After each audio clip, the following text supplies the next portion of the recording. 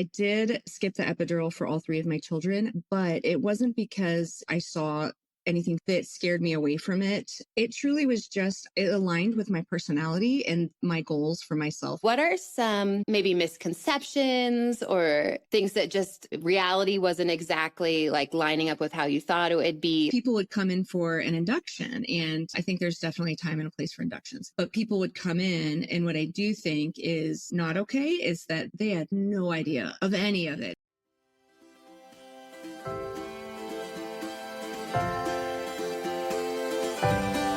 Motherhood is all-consuming. Having babies, nursing, feeling the fear of loving someone that much. And there's this baby on your chest, and boom, your entire life has changed.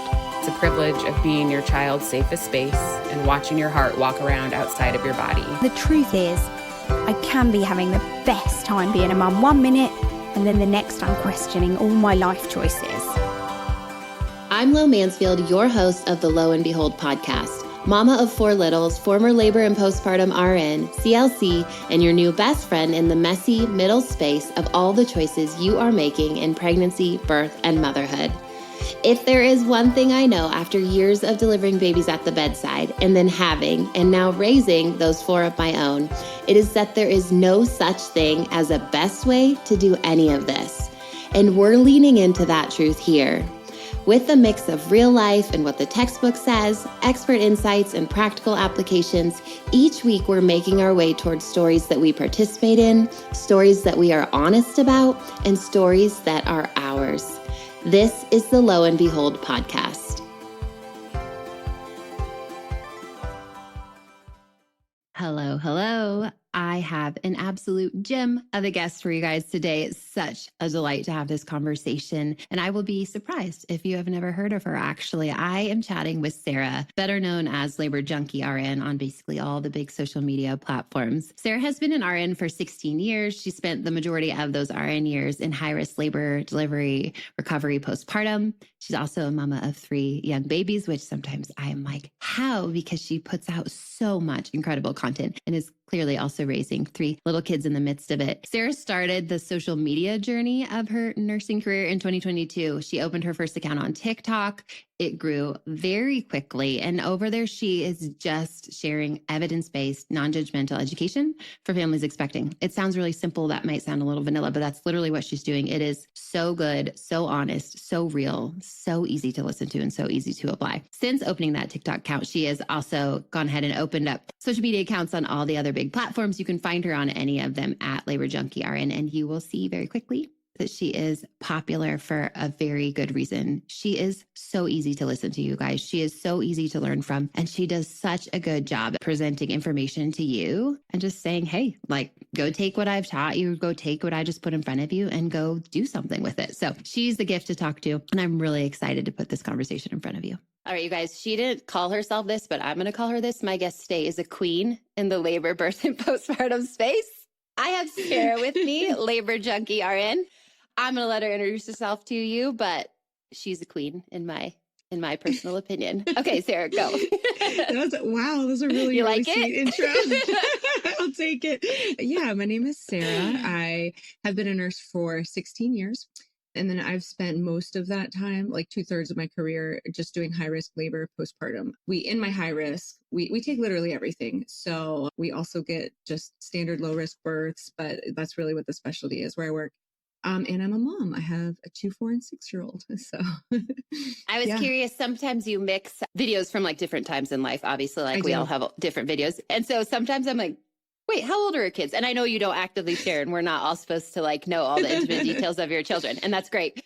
But sometimes I'm like, she's not pregnant right now, is she? No. Like, which I use pregnancy videos all the time too. So again, like that makes sense to me. But I don't know that I ever knew where you were at specifically with the 3 kids right now. It definitely confuses people. I started TikTok 3 years ago. And so my TikTok is pretty chronological, and it's less confusing, and it's really well organized. I have all of my playlists up there.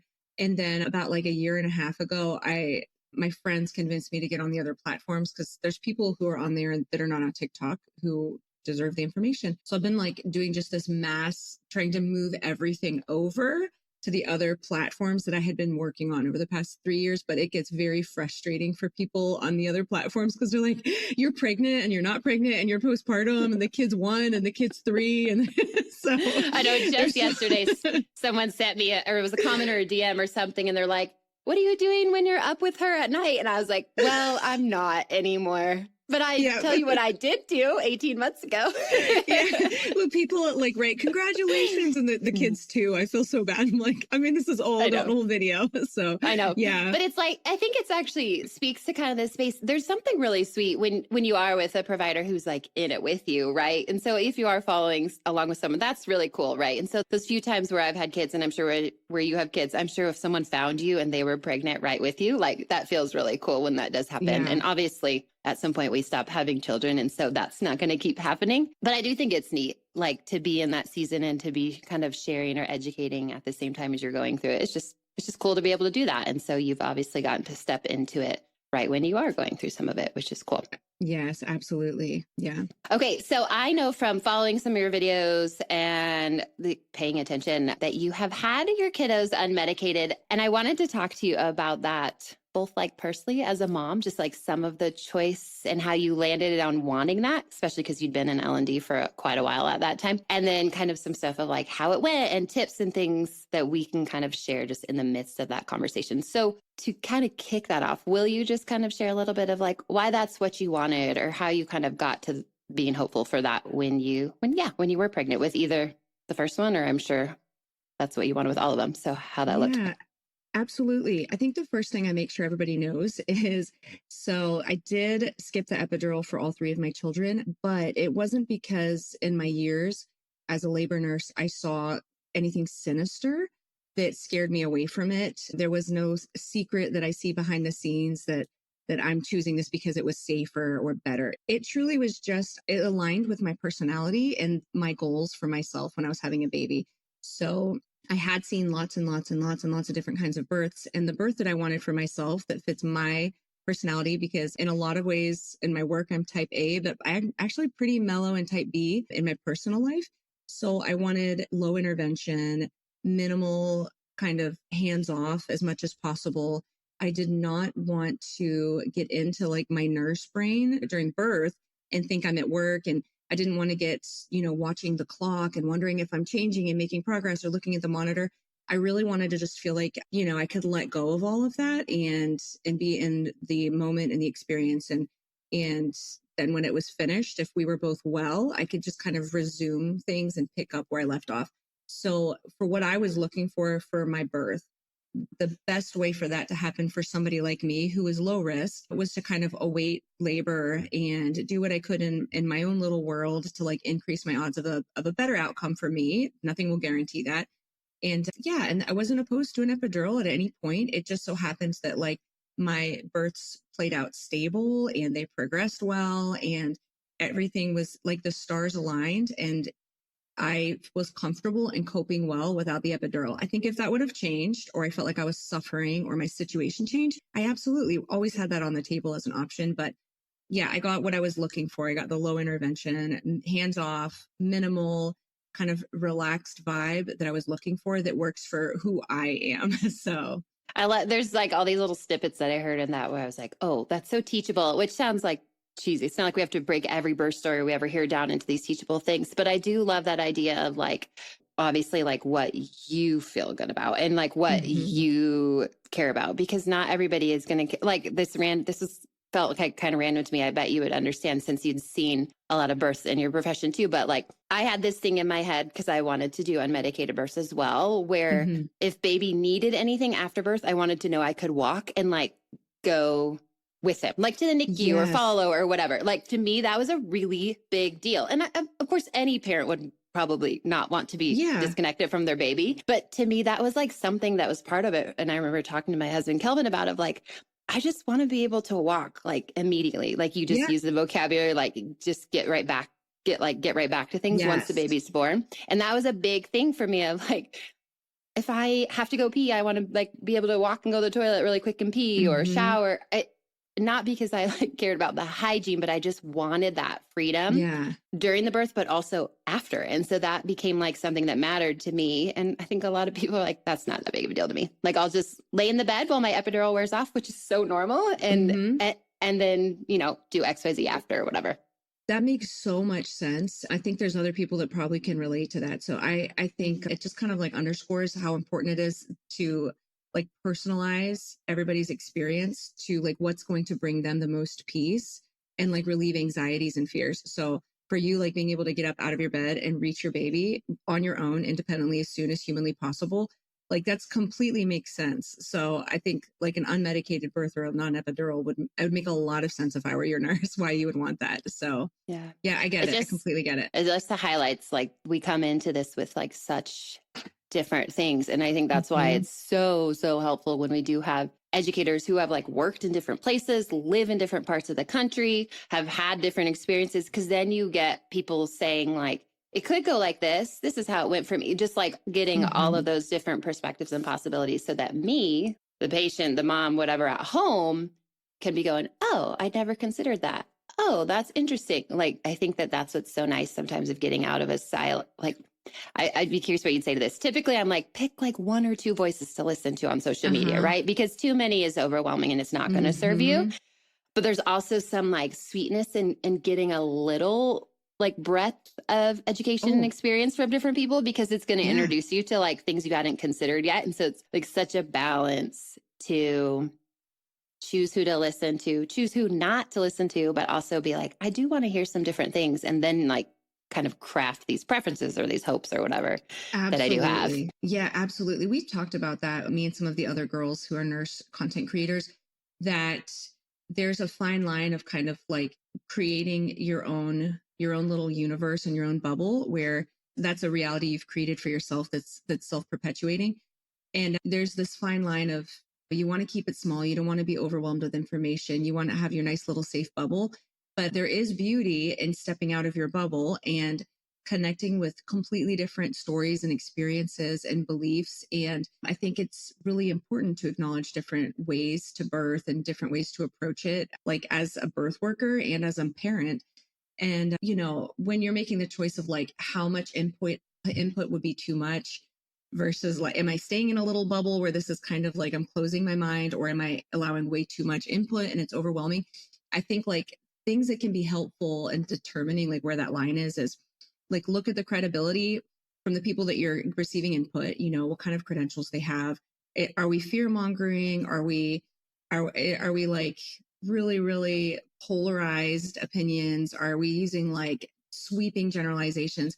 That's stuff we want to kind of get out of our world. You want people who understand that things vary and maybe have credibility. And then if you're just looking, it's just birth stories. It doesn't need to be a birth professional. I think it's good to have like look at positive birth stories and maybe hear about things that went a little sideways, but maybe don't get too stuck there. That can get a little scary. And then if you feel yourself like feeling anxious or overwhelmed by somebody you're following or stories you're hearing, then I think maybe like dial it down, you know. But yeah, that's a tricky line of how much input is too much, or am I closing myself off to important input? So it's social media.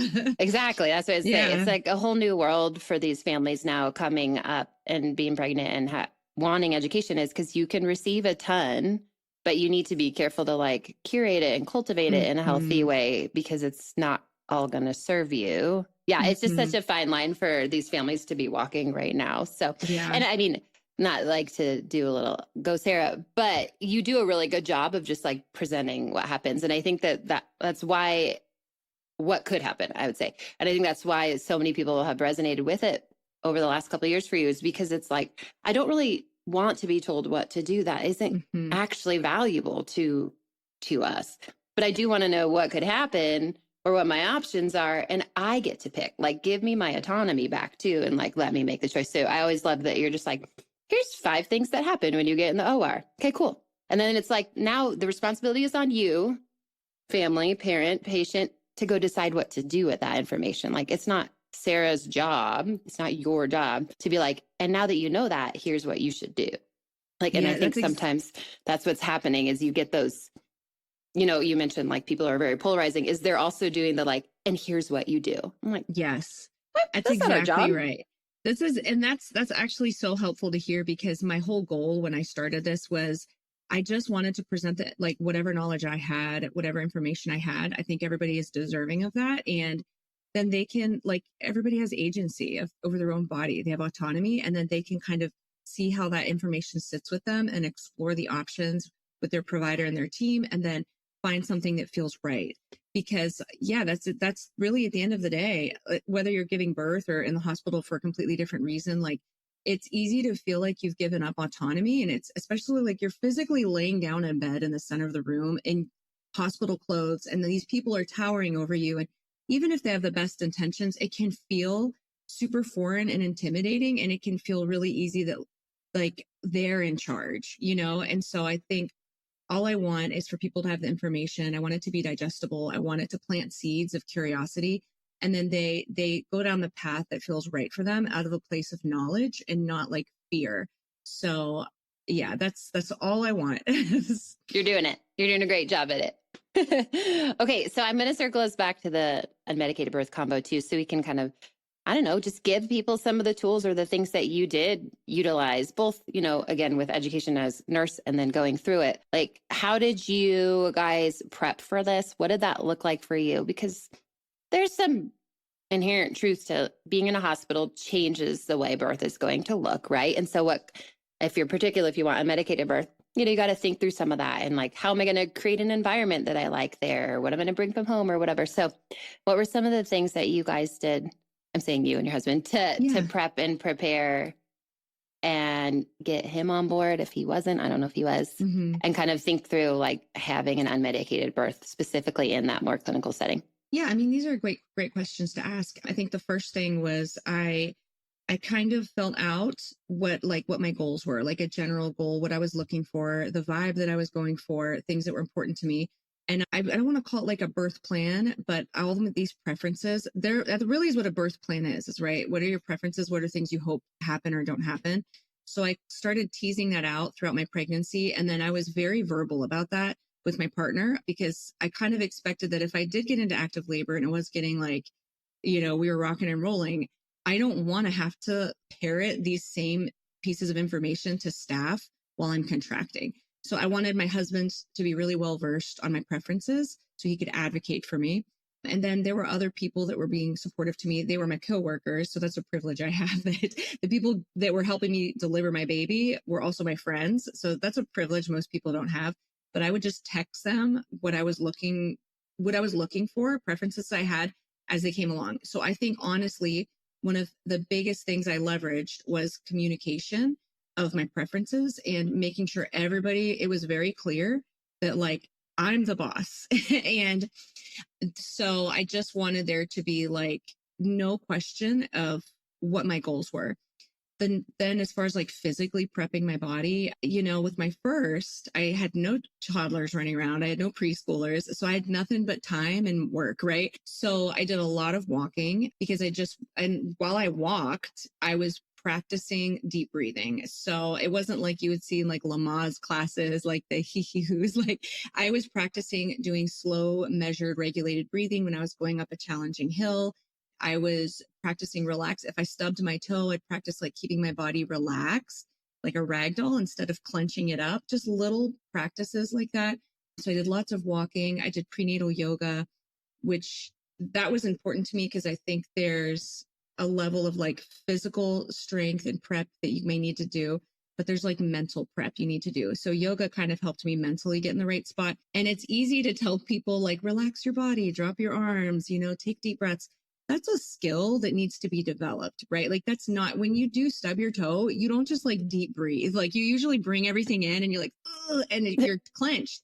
So to do the total opposite of what you've been doing your whole life when you're in pain, which is relax and lean into it, like that's a learned skill. So prenatal yoga was really helpful for me because these things of like, take a deep breath, be loose, relax, imagery, that's something it was able to create. It made it muscle memory. So then when the day came and I was feeling discomfort and pain and contractions, it was more second nature. It wasn't this thing I was struggling to do. I was very comfortable with the breathing and the relaxing. And so I'd say, yeah, like I knew what I wanted. I really was vocal about it with my husband and the people that were going to be supporting me. I walked, I did prenatal yoga. And I think those were probably like the most helpful things, like actual pragmatic things that helped me achieve my goal. And then I think the last one is like just emotionally prepping for like contingencies, right? So I do think a lot. And the way I cope with just like life is I'm like, what's the worst case scenario? And let me find a way to accept that if it were to happen. So I'm like, okay, what's the worst case scenario? And for me, that would be like everything totally going off the rails and it was like super over the top medicalized and I'm unwell, my baby's unwell. And I'm like, how do I cope with that if what I wanted doesn't come to fruition? So for everybody, that's going to be different. And I'm somebody who's a big believer in therapy. So I found a way to like, how would I cope with that if it happened?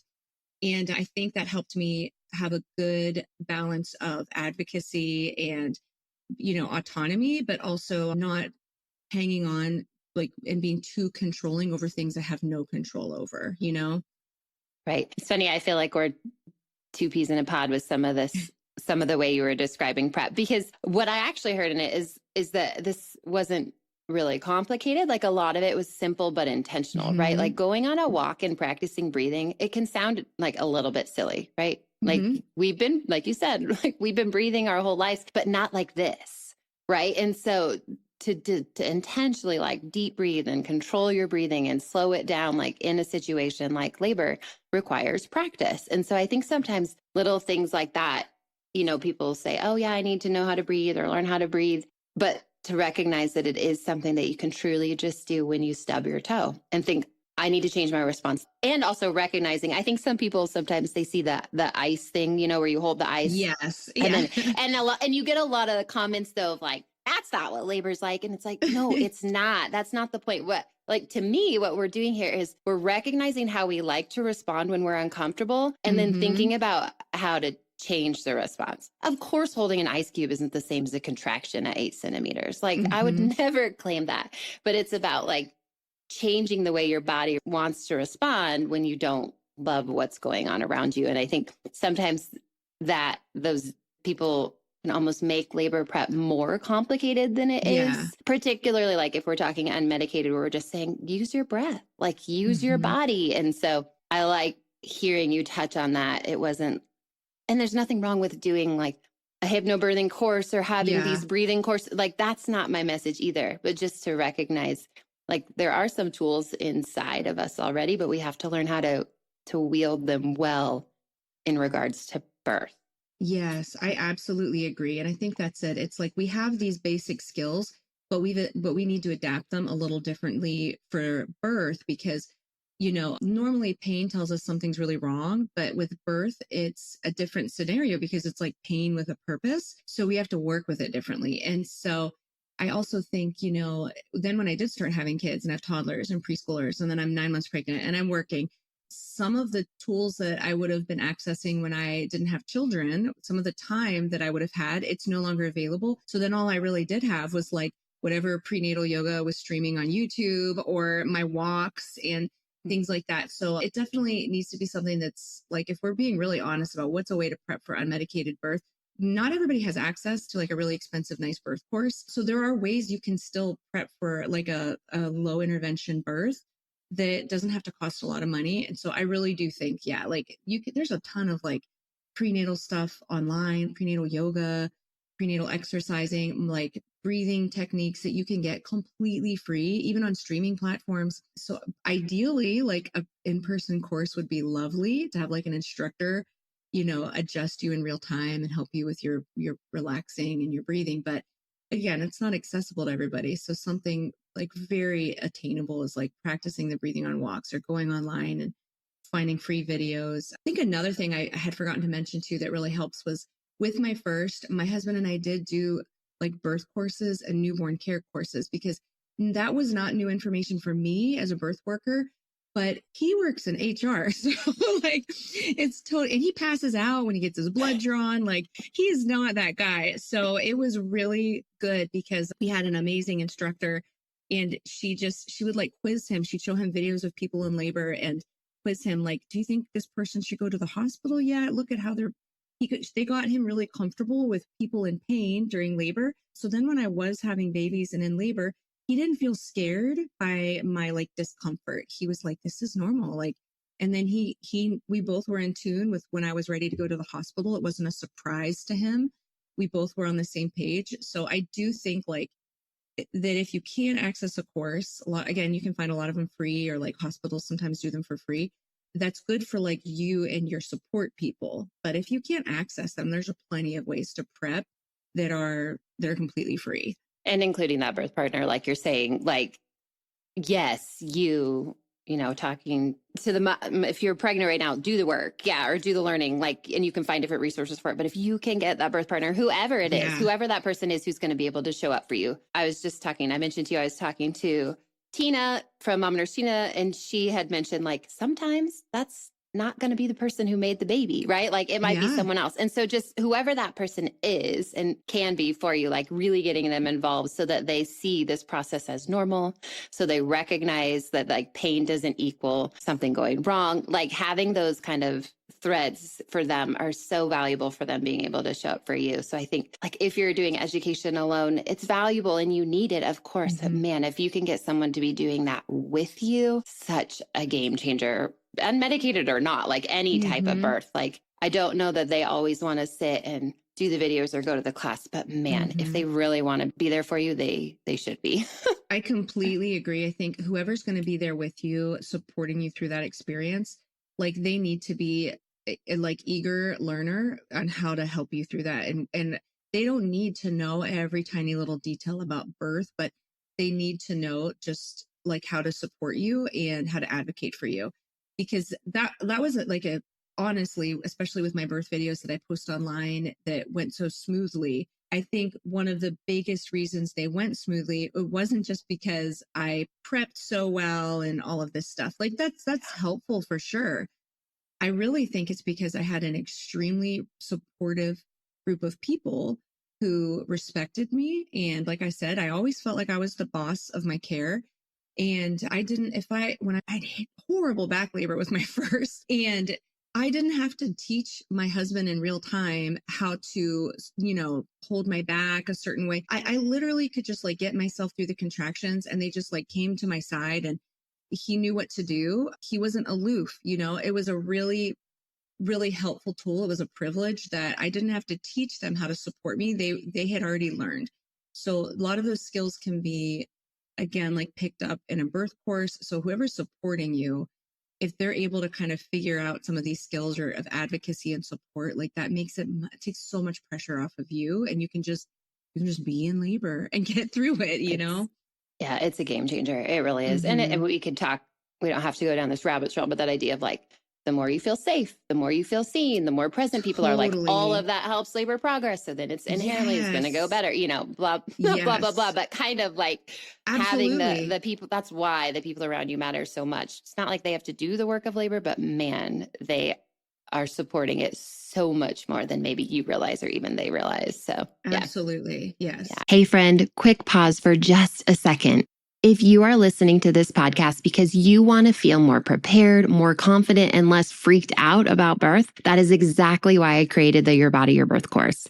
This birth course will not tell you what kind of birth you should want, and nobody has the right to do that. It is about helping you understand what's happening in your body, what your options actually are, and how to walk into your birth feeling grounded, excited, ready, instead of overwhelmed and scared. When you have education like this, everything changes. Your mindset, your conversations with your care team, and the birth experience itself. No more relying on random opinions, okay? Stop scrolling. Take intentional action with me and start trusting your body, your voice, and your decisions today.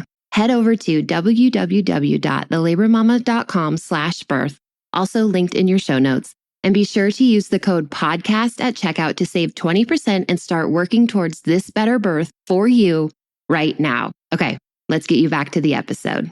Okay, so I want to ask some questions maybe that you've picked up, obviously, at the bedside, and this is probably where you're generating content ideas from. And then online, I'm sure you're getting lots of feedback now too. But what are some things that you feel like, not maybe misconceptions or things that just reality wasn't exactly like lining up with how you thought it would be, like areas of education where people are like, whoa, whoa, whoa, I had no idea about this. Like, what are some of those areas that you feel like really resonate with people? Yeah. Like specific topics, Yeah. I think one topic that just like in my practice, again, it was one of the reasons I honestly there's a lot of reasons I opened my account, but it was just people would come in for an induction, and which another thing I'm going to put out there, I don't think inductions are inherently bad. So this is not, I think there's definitely a time and a place for inductions, but people would come in, and what I do think is not okay is that they had no idea of any of it. I would have people coming in that didn't even know why they were being induced. They were just, they told me to do it and I'm here. And again, that doesn't mean that the decision to induce was bad advice. It just means like, this is not okay to show up, and we're about to do something that requires a lot of intervention and procedures. Again, that doesn't mean it's bad, but it's like this requires informed consent and informed decision making, requires chatting and discussions and like managed expectations so that we can lower the risk of like birth trauma and increase your risk of like a better outcome. So I think inductions was one of them. People would come in and they didn't know that they can take a really long time. They didn't know that at some point the provider usually recommends you just have clear liquids. So they would come in and be pretty hungry from the get-go. They didn't know all the different ways that we might try to induce labor, how we come to those conclusions or how we make those recommendations. It's like a big discussion. And it's not a bad thing, but it's like we do need to talk through it so that you're not overwhelmed by like all of this information, like the day that you were thinking.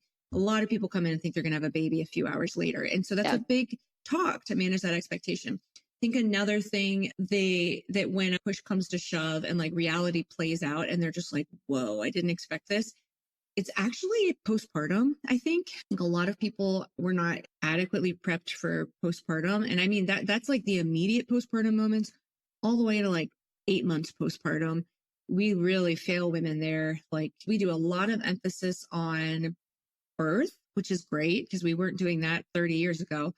But there's not much discussion about even the moments immediately after baby's born, especially if you have a hospital birth. There's kind of like a flurry of events. And if we just kind of manage that expectation and tell you this is something that often happens. And if you don't want to see that happen, if you don't want a flurry of events, if you want things to be a little different, or you don't want this medicine, or you don't want skin to skin with a baby that's messy. Maybe of like some people have stimulations, tactile stimulation, like a messy baby, they're not about it. And so when you just flop that baby on their chest, or maybe they have past trauma, like these are things that they need to be informed of. And then like going all the way months and months postpartum, like the hormonal shifts, baby sleep, breastfeeding is another big topic we are not adequately preparing women for.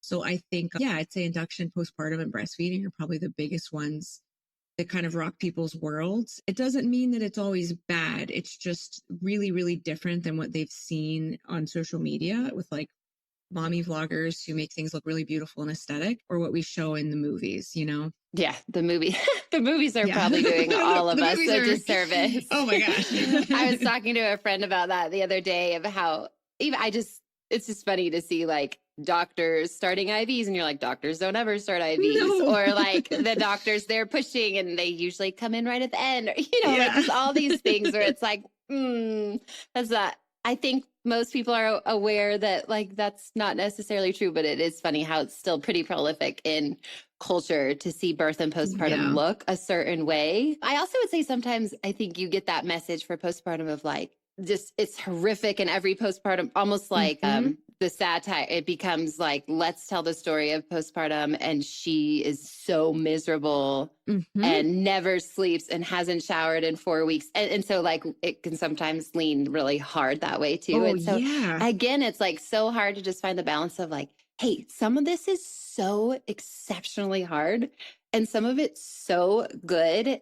And more just we have to like recognize and give each other the grace to be like, you're going to change how you feel about XYZ every day, maybe multiple times a day. Like you're just going to move in and out of this is like, this is so hard and this is so great. And I feel really confident and I don't know what I'm doing. Like that's just such this huge spectrum. And you don't have to land in one spot and that's always who you are, or that's always how you birth, or that's always how it looks.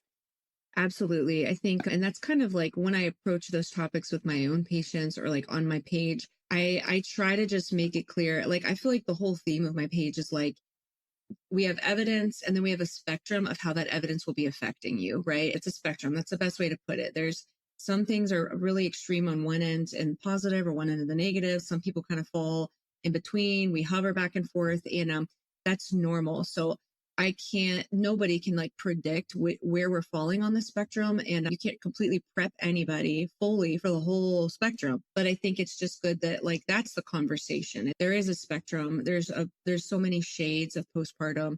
And I think that's probably a lot of the reason when people do feel really shocked by postpartum or breastfeeding. Again, that doesn't mean it was a bad shock, right? It just, they're like, oh, this is not what I expected. It's because we kind of give them like one snippet of potential truth. And when there's really like a huge, huge broad spectrum.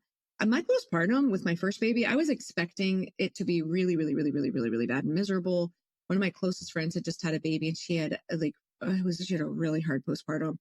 And so then I had a baby a few months later and was like, this is going to be bad. And it was actually good. It was like it was a really sweet time, and I was pleasantly surprised. So I think, again, I don't want to like make people think like it will be perfect, but I think, again, it's just like speaking to the spectrum. There's no way to really know how it's going to go. Just know that like it could look like any variety of this, right? So, Yeah, no, I think that's like the hardest thing to teach sometimes, because especially when you're online like you are, is that people get like one reel. And if you're lucky, they'll read the caption if you included education in the caption. And it's like, that's not the whole story. Like, I was literally just talking about the first hour after birth, but not all the rest, right? Or like, I just was sharing how I felt at 6 weeks postpartum, but that's not how I felt at 4. And so there's just this like challenge of educating. Obviously, you can't share the entire thing online. You have to do these like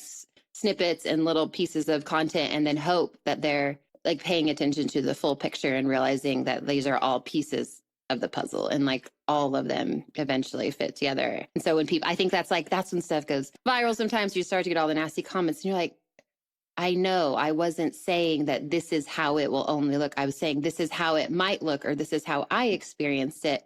And then my next piece of content will be how someone else experienced, you know what I mean? But people don't always give you that full, I'm saying people now, I'm saying those who are consuming, is like when you put out content, you just are like, well, stick around. Like, wait, stay for the whole story, you know? And that doesn't happen on social media all the time. So it makes it tough. Yeah, that's the challenge right there. Do you feel like this kind of goes along good with this question I had in my head of like, how do you balance sharing?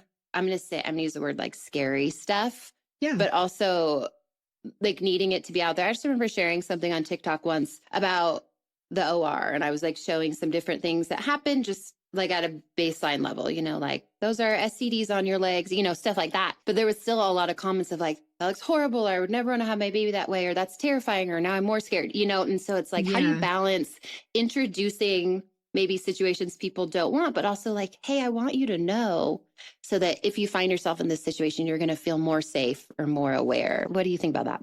That's another really good topic, because at the end of the day, something that I just had to accept was that it's like, again, like we talk about this spectrum, and there's a lot of good that happens involving life and birth and babies. And then there's a lot of things that are like some pretty hard truths.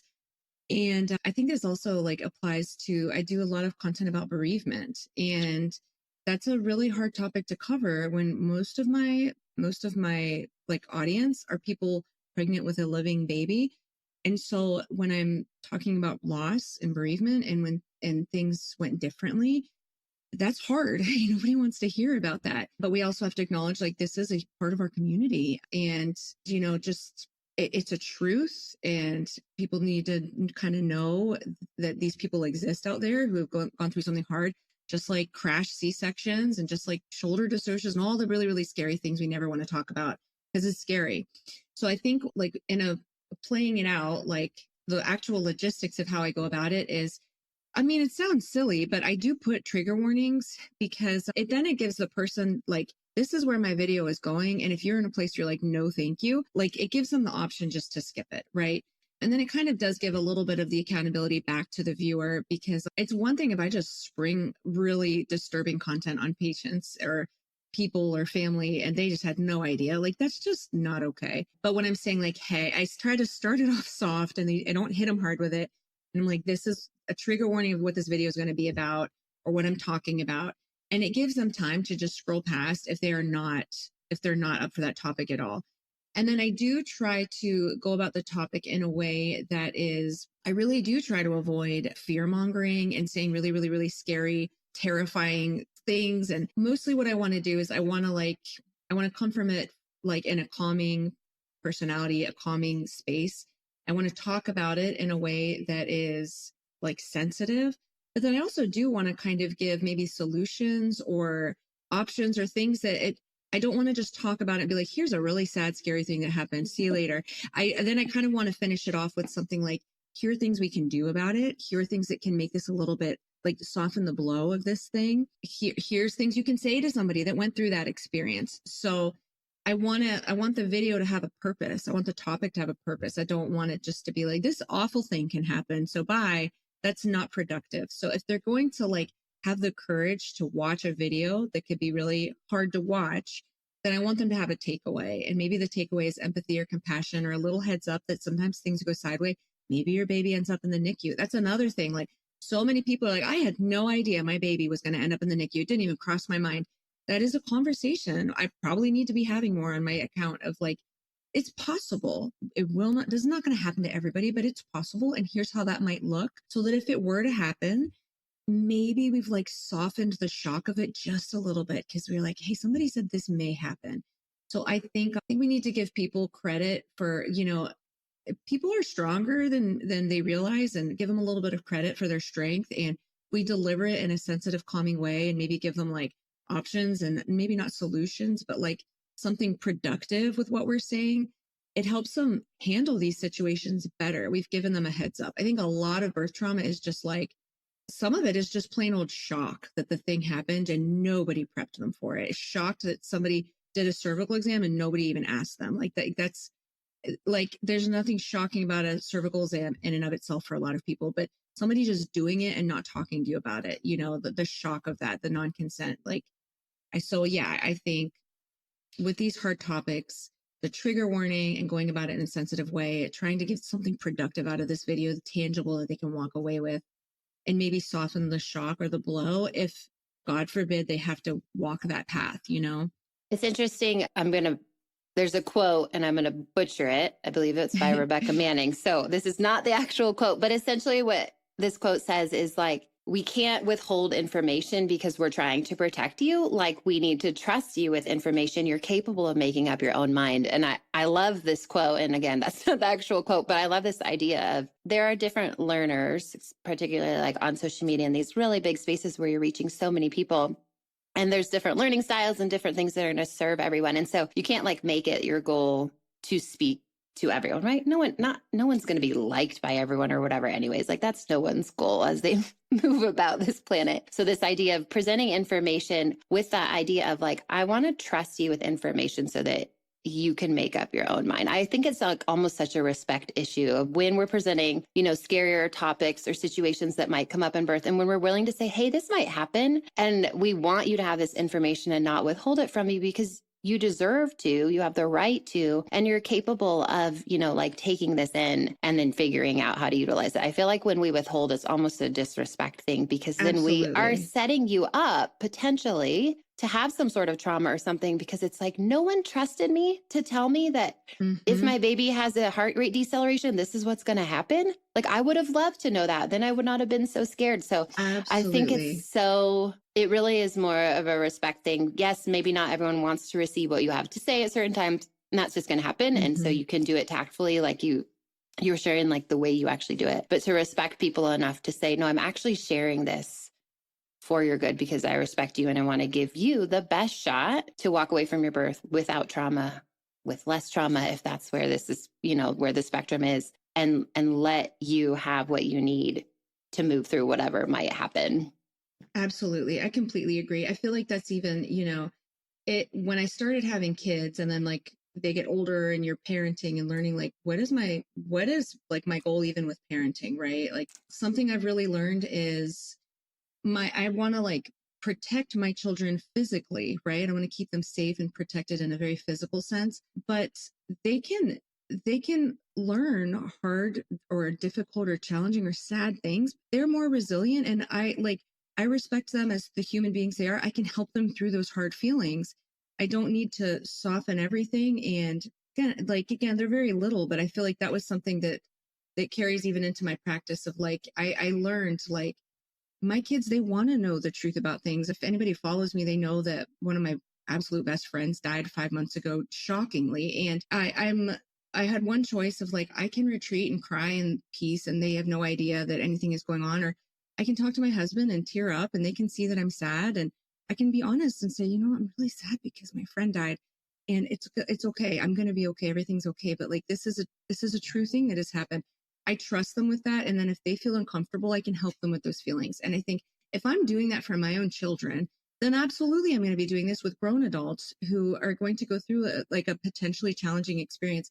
I'm trusting you with this information. I trust that we can help you through hard feelings and help you make the decisions that feel good for you. And so, yeah, I think it's a respectful thing. Absolutely. And it's giving people credit for being the adults that they are, Yeah, I think it ties into so many educators, hopefully they land on this place of like, when you make a decision, like, I want you to listen to your intuitions and trust yourself. And so it's like, if a provider, an educator doesn't trust you enough with information, how are you ever going to trust yourself if it's like, well, everyone's withholding things from me because they don't think I can handle it or whatever. Exactly. So I think it is so important to say, no, like, we do trust you. And that's like building this little muscle in them as well. Like, yes, I can present this to you and I can trust you to take it in and figure out what you need, if you need something or what you need next or questions and all of that. So I like that analogy of the way we would maybe parent our kids through a hard thing, like applying it here too. Like there can be really hard things when you become a parent and you have this baby. Yes, absolutely. Yeah. Sometimes you'll notice then when you are a parent, you'll notice other people do try to protect kids from challenge. Like, it is funny.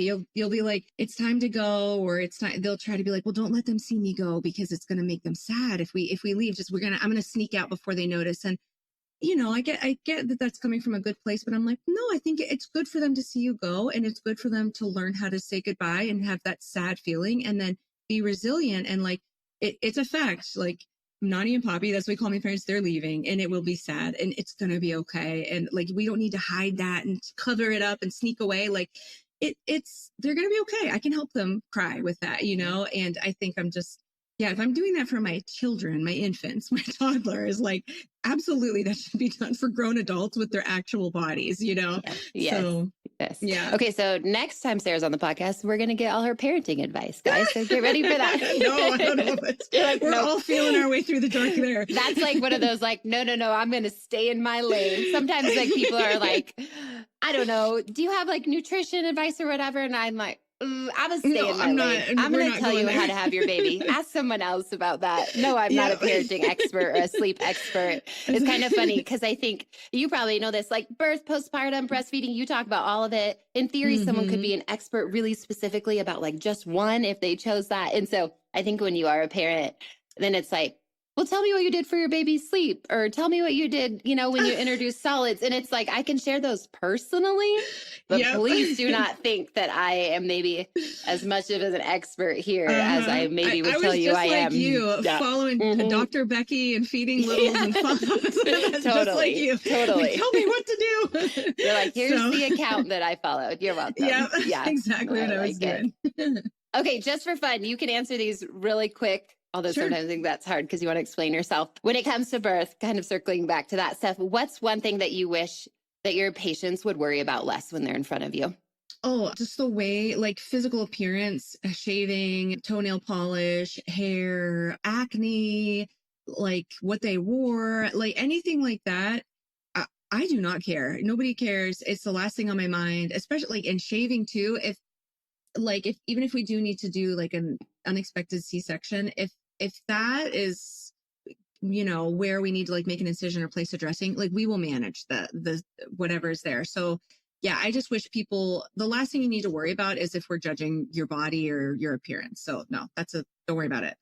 And it's also like, and this isn't to say like, we don't care because we've seen so much, but also like some nurses in front of you have seen 13,000 different bodies. Like they're not going to remember. And I mean that in a good way. Not that you don't matter, but that like, that's just not important. Like it doesn't even really cross your mind because it's just not a part of what the work actually needs to be in that moment or then whatever. When the door is shut and I'm in the hallway, I don't even remember what. You forgot. Like I couldn't tell.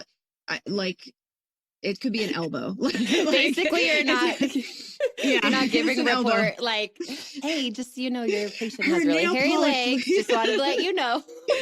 Heads up, nail polish is chipped. Big problem. None of that. That's probably a social media issue too. Of like some people do get to prepare, and we have, and of course, planned procedures. It's like, wow, she looks great, and it's like, but probably didn't wake up at 3 a.m. in the middle of the night. You know, like absolutely not totally real, quote unquote real. Okay, what is one thing you do wish people would prepare for more, or maybe be a little more ready for? I think, oh gosh, that's a hard one.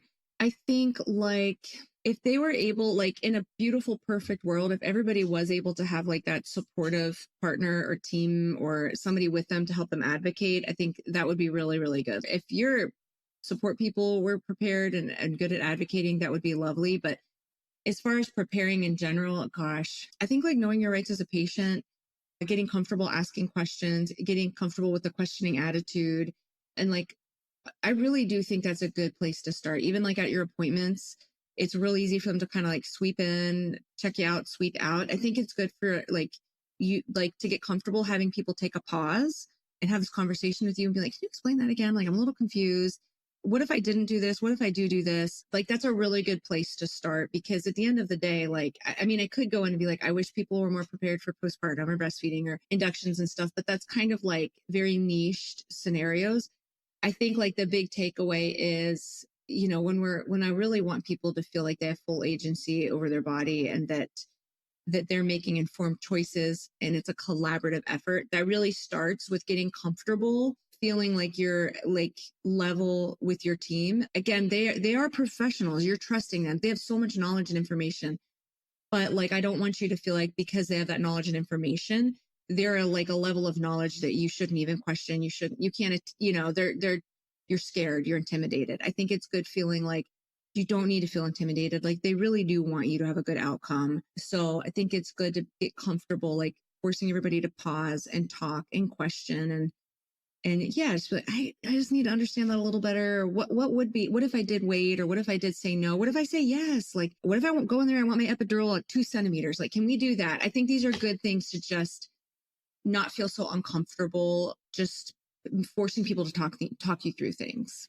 Absolutely. I think that, like you said, we could get more specific or more niche or say, I wish someone was more ready, knew what the epidural was or whatever. But like advocacy, communication, like I'm in the driver's seat thing is really at the foundation of any of that, including breastfeeding or postpartum or whatever comes up. Like postpartum, you're not prepared for how much you're going to bleed. Well, if you're a good communicator, then you're going to call someone and check in and make sure it's okay. Or you're going to ask your provider about it before, or you're going to discharge from the hospital and say, hey, actually go through this with me. I'm not sure about it. Like that ability to communicate, ask questions and advocate really sits underneath all of it. Absolutely. And I think we like skip over it too, because it's like, okay, yeah, I'll ask a question if I have a question, but practicing, like you said, prenatally, like sitting at an appointment and being willing to say, actually, wait, I'm not done yet. Can I ask you X, Y, Z? And like practicing that skill of having a need and having a question and telling someone like, nope, I need something from you, because some of us aren't built that way. And so that even more we need to practice asking for what we need and telling everyone, hang on a second, like, I have something that I have to say and I need you to listen to me. So yeah. That's so true. Cause a lot of people, they don't want to be a bother. They don't want to, they do feel uncomfortable asking for things. And like, they don't want you to feel offended. Like they're questioning your authority and stuff. But I truly believe this, like so many people that are doing birth work, like they want you to feel comfortable with what we're doing too. Like there's people everywhere. There's some, you know, rotten apples in every bunch and every professional and everywhere, right? They're people. So like you can get a cashier or a teacher or anybody. who's not the right fit for that job. So of course this is bound to happen with birth work, but I'd say so many of them though they really do want you to like communicate your needs. And that can be, like we said earlier, like if you're in a bed and people are unknowingly like towering over you, it can feel intimidating and scary. You feel like a bother. And that's again, a skill that needs to be developed and practiced so that whenever like a time does come and you're like, well, this does kind of feel like a critical moment and I don't want to feel like I'm holding back, you feel comfortable, like you've built that relationship with your team and you've like built that comfort level with yourself. Like it's okay to take pause and say like, I need this explained a little better, you know, or what are other options? So yeah, you're right. It's a great skill to exercise. Perfect. We're going to end it right there. There's your job, you guys. Practice communicating in all areas of your life. And I mean, really, you said like, that's how you prep for your unmedicated birth too, is really like communicating. And so again, that just reaffirms that so much starts with that. Okay. Remind everyone where they can find you on the platforms. I know you're on, I think all four of them. Yeah. The big four. Yep. The big four. And it's just Labor Junkie RN. I mean, there's probably underscores or something in there for some of them. I don't know. Just we'll put it in the show notes. Hopefully I show up, or a fake page will show up. I'm pretty sure if anyone types in the word junkie, they find Sarah in a good way. I hope so. We'll Not see. in a bad way. Actually, you're like, I mean, hopefully labor is attached to that. What I meant, guys. Keep it clear. He doesn't do those things, by the way. Okay. Other question I love asking at the end is one thing in your life, and this can be something really little or whatever, or big, that's just bringing you a ton of joy right now. Oh my gosh. Oh, this is so cheesy. But like, honestly, my family, like my kids, they're 2, 4, 6. And like, I feel like my husband and I are saying to each other all day long, like, look what they're doing. Look what they're doing. Look what they said. And we're pulling the phone out and showing each other what they've done throughout the day. And like, it really does. Like I've said, like becoming a parent, and I've been a nurse for 16 years. I've done some really wild stuff, but like, it is truly like the hardest thing I've ever done. But it is my favorite thing I've ever done. So like 2 things can be true. Like this is harder than any of the craziest things I've ever done in a 17-hour no break shift. Like a hard day as a mom truly is pretty hard, but it is like brings me so much joy that like I had 3 of them. So like I really love it. I think like you're getting to see 3 of them interplay together too. And that is so fun. So for those of you who have more, or choose to have more, or have a few, like it's so fun to watch the sibling stuff too. It's like a whole other part of having kids is that dynamic too. It's really fun. So fun. Or like my son, I think I put in my stories, like he's 4 and he flooded our bathroom because he was washing his cars and he forgot the faucet was on. And so hard, right? Hard stuff. But then it's also like he's telling everyone what's new. You know, if I call my mom and he hears her on speaker, he'll be like, tell her that I flooded the bathroom. And he'll say the sink exploded. That's what he calls it. And like, he just being so honest and truthful. And it was, and the way he describes it, like the sink exploded, which is not what happened. It just overflowed. It just, I don't know. It just brings me joy. Like his like version of the world. Yeah. It's so cute. It's sweet. So it's the best. Well, those are fun ages. So I'm sure it's only going to continue to be so fun having that little 2-year gap between all of them. It's really sweet. Yeah. Thank you, Sarah, for this combo, for your time and for what you're doing. I know that sounds cheesy and we're both out there, but you do a really, really good job teaching families how to have babies. So thanks for your work. Thank you so much. It's been such a joy. Thank you so much for inviting me to be on here. Truly. Of course. Talk to you soon. You too. Thank you so much for listening to the Lo and Behold podcast. I hope there was something for you in today's episode that made you think, made you laugh, or made you feel seen. For show notes and links to the resources, freebies, or discount codes mentioned in this episode, please head over to loandbeholdpodcast.com. If you aren't following along yet, make sure to tap subscribe or follow in your podcast app so we can keep hanging out together. And if you haven't heard it yet today, you're doing a really good job. A little reminder for you before you go. Opinions shared by guests of this show are their own and do not always reflect those of myself and the Labor Mama platform. Additionally, the information you hear on this podcast or that you receive via any linked resources should not be considered medical advice. Please see our full disclaimer at the link in your show notes.